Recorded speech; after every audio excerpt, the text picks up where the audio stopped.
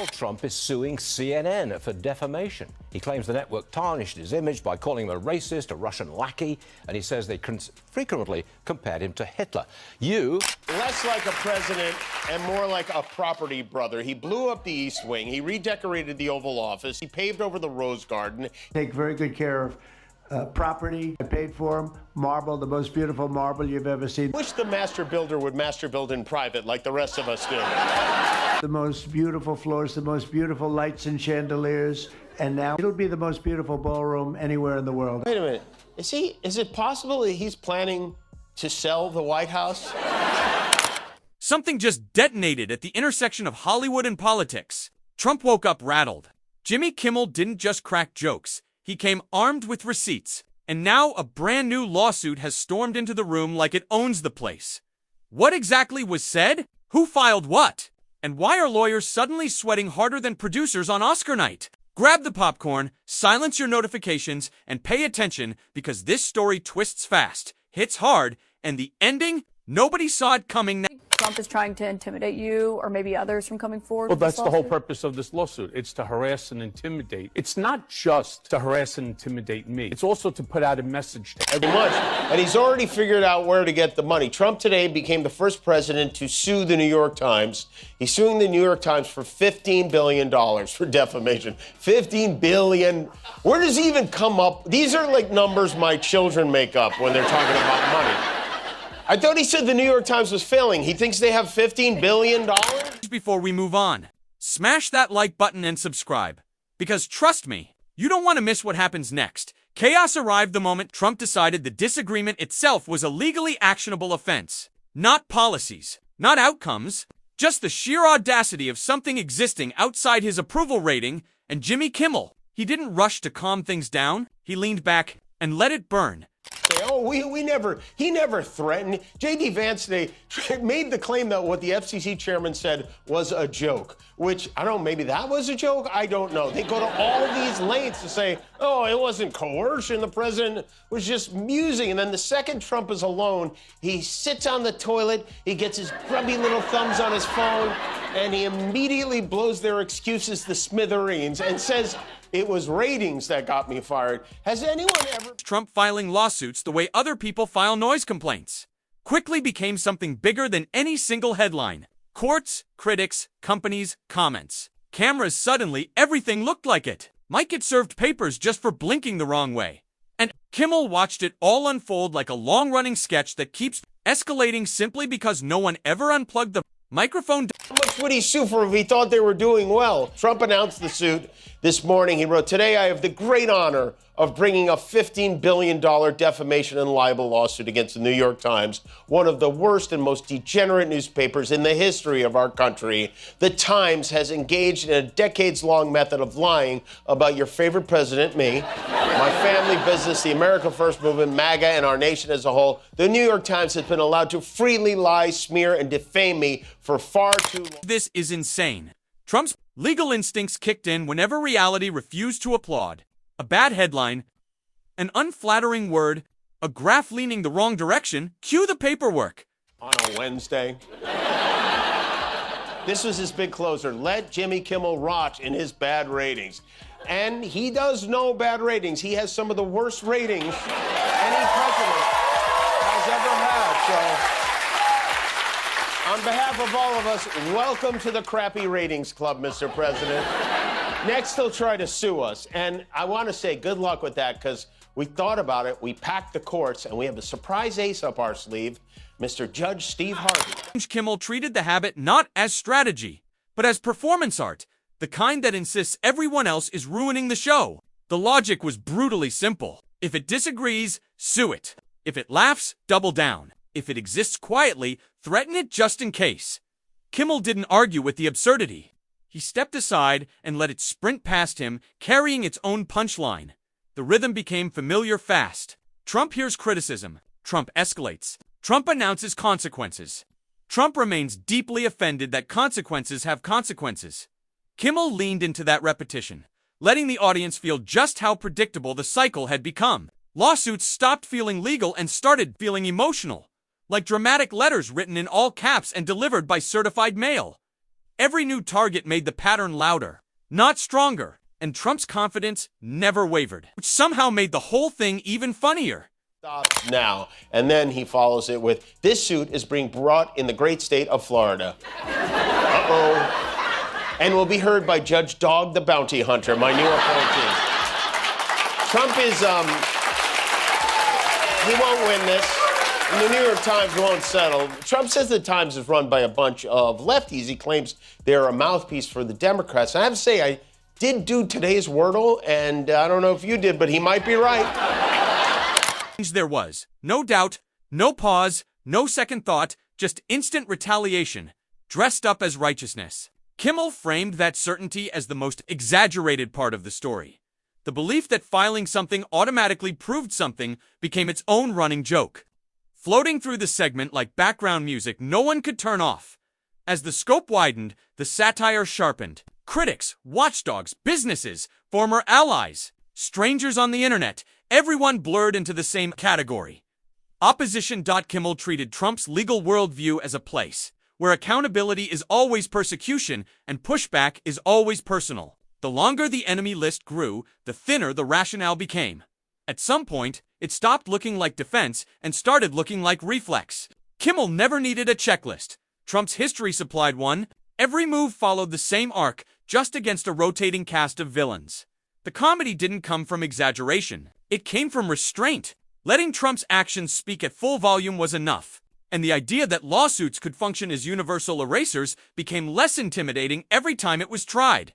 I want to thank the two courageous leaders. They are courageous leaders. They really are courageous leaders, great people. President Tshisekedi.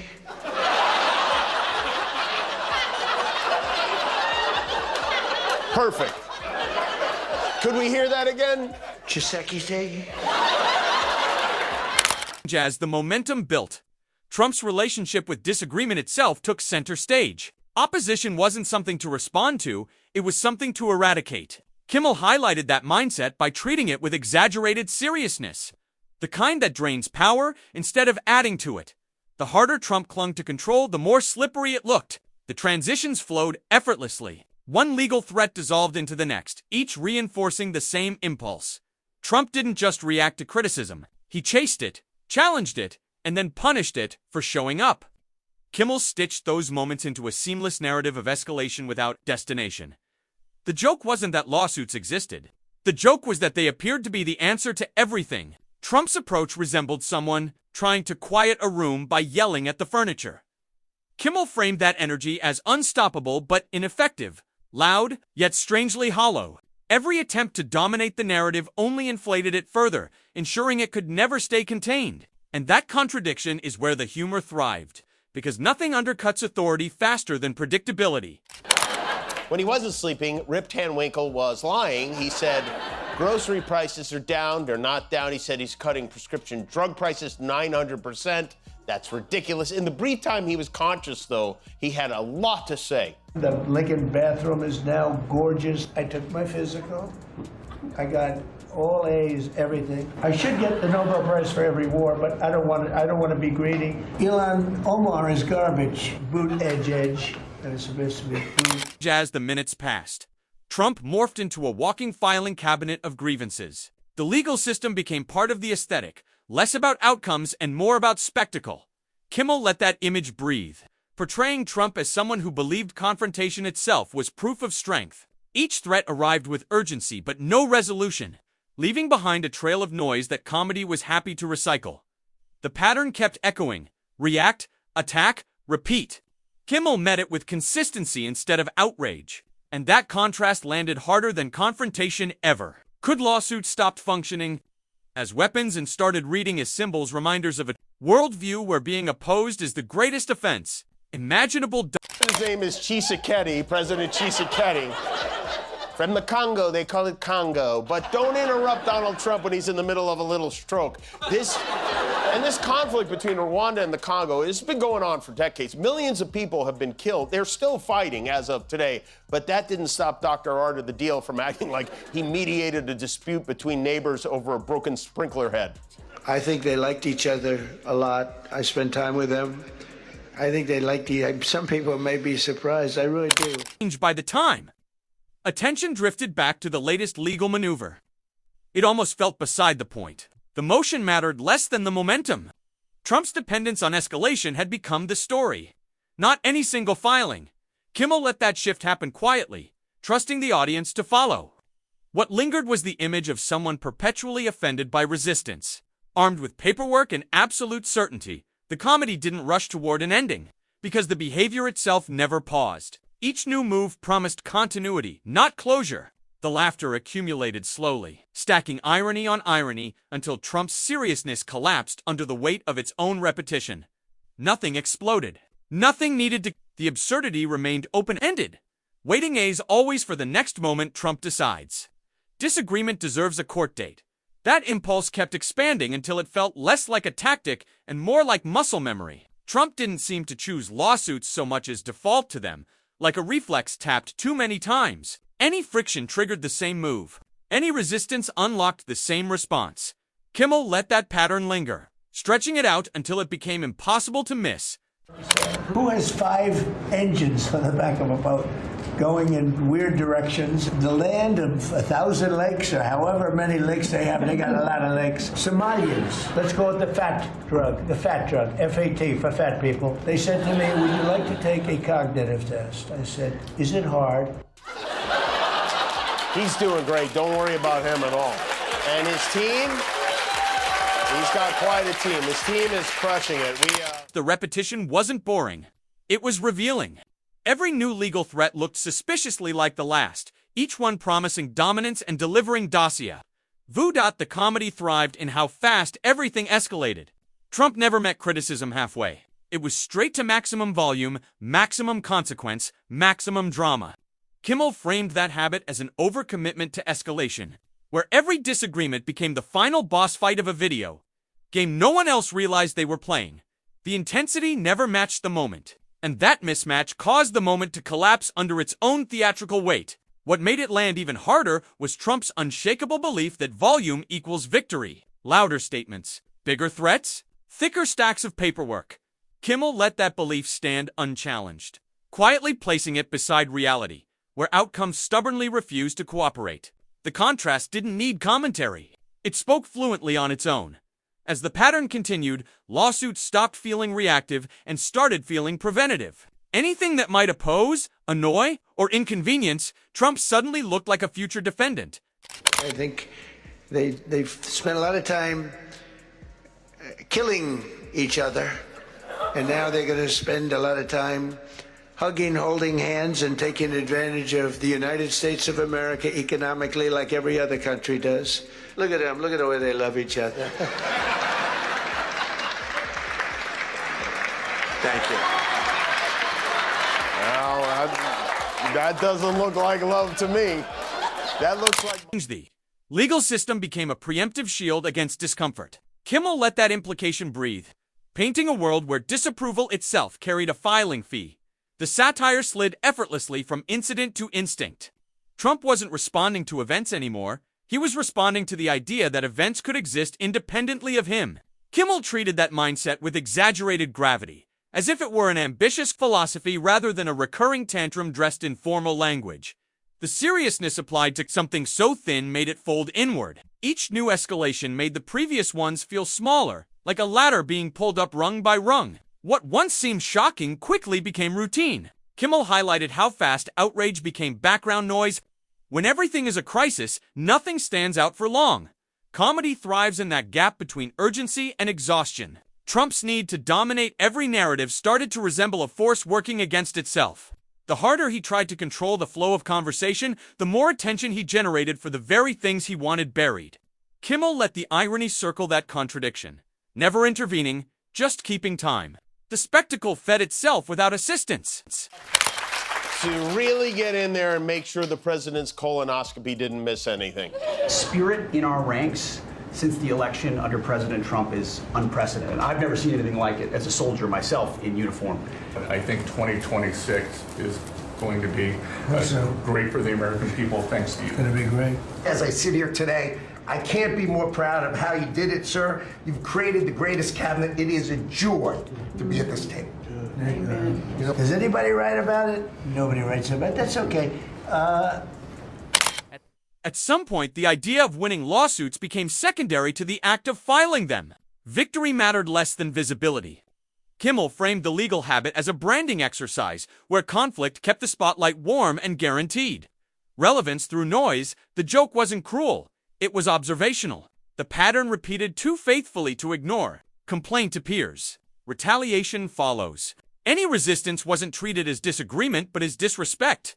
Kimmel let that sensitivity hover in the background, never naming it, never exaggerating it, simply letting it be seen. The louder the reaction, the clearer the vulnerability as the running theme stretched on. Legal action transformed into symbolism. It wasn't about courts or outcomes anymore. It was about asserting dominance through documentation. Kimmel leaned into that image, portraying lawsuits as declarations of emotional territory rather than legal necessity. And the longer the idea stayed, the funnier it became. Which leader was that again? Chiseki. And then it was time for the Nobelephant in the room to take a well-deserved victory nap, one of many victory naps this week. These two great Africans who are at the beginning, who started the Rwanda and the Nairobi processes. And beyond them, I wish to thank also all of the African leaders who contributed. The humor flowed seamlessly, from one transition to the next, never losing momentum. Each new example didn't complicate the story, it reinforced the simplicity. Same response, different target. Same anger, new address. Kimmel anchored the jokes not in novelty but in predictability. Knowing what came next didn't ruin the laugh, it sharpened it.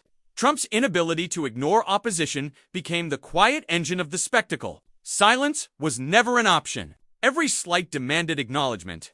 Every critique required punishment.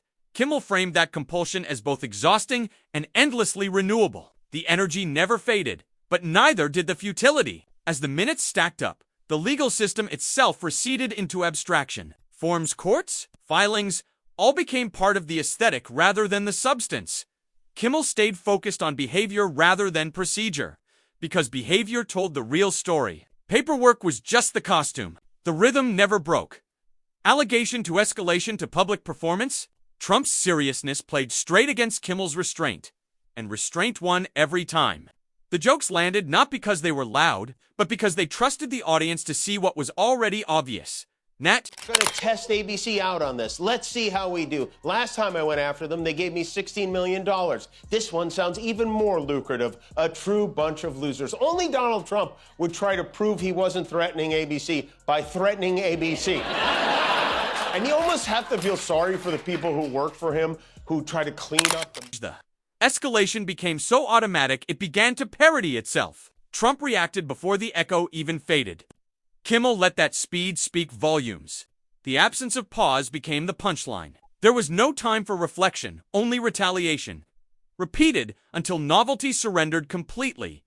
At its core, the comedy painted a portrait of permanence. No lesson learned. No behavior adjusted. No strategy refined. Kimmel used that framing to quietly suggest that nothing was ever resolved, only replaced. The cycle didn't end. It rolled forward with new paperwork. Trump's image shifted from aggressor to generator, constantly producing conflict the way a factory produces exhaust. Kimmel never stated it outright. He let repetition build the case. The audience followed effortlessly. Carried by familiarity rather than explanation, the humor matured into something almost observational. Less pointing, more presenting. Less mockery, more mirroring. Trump's actions reflected back at full scale, unchanged and undisputed. That clarity stripped away intimidation and left only spectacle. compared to the headache he is creating with his buddy RFK blaming autism on Tylenol.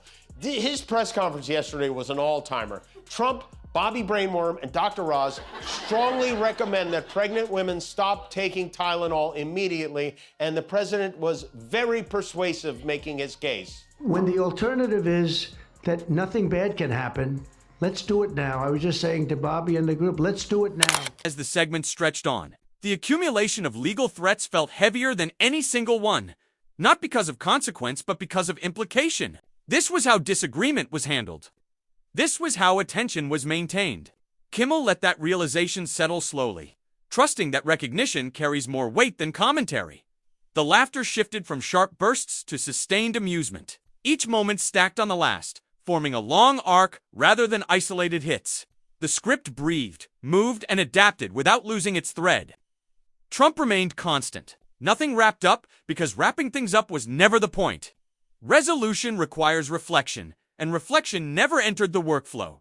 The motion never slowed, only redirected. One target faded and another emerged, seamlessly replacing it and keeping the rhythm intact. Escalation became continuity, and continuity became the story itself. Each new filing didn't signal change, it signaled consistency. The behavior stayed dependable in the least comforting way possible, promising that the next disagreement would spark the same ritual, just with new packaging.